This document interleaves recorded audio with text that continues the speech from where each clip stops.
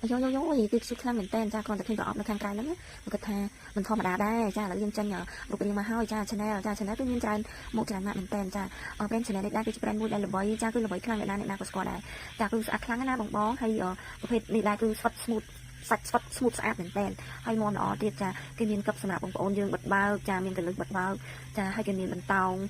សោសម្រាប់ឲ្យយើងចាក់បិទបើកដែរចានៅខាងក្នុងហ្នឹងគេមានថតមួយហើយនឹងកប៉ាល់មួយខាងក្នុងហ្នឹងសម្រាប់បងប្អូនចាដាក់អីវ៉ាន់ដូចជាទូរស័ព្ទឬក៏គ្រឿង make up អីក្រេមម្សៅយើងអញ្ចឹងជាដើមទៅចាគឺស្អាតខ្លាំងមែនតើសម្រាប់បងប្អូននេះសភាពនារីណាតែគាត់ទីចិត្តទៅណាទៅណីចាគឺយើងបានប្រមូលនេះមួយយូរគឺពិតជាស័ក្តិសមហើយស្អាតមែនតើចាគឺចេញមកគឺស្អាតបែបថ្លៃថ្នូរបែបជឿជាក់តែម្ដងសម្រាប់បងប្អូននារីចាគឺដូចខ្ញុំក៏ឃើញគឺខ្ញុំក៏ស្រឡាញ់ដែរបងគឺស្រឡាញ់ចង់បានខ្លាំងមែនតើហ្មងហើយគេមានបន្តោងគឺបន្តោងគឺស្អាតខ្លាំងមែនតើគេមាន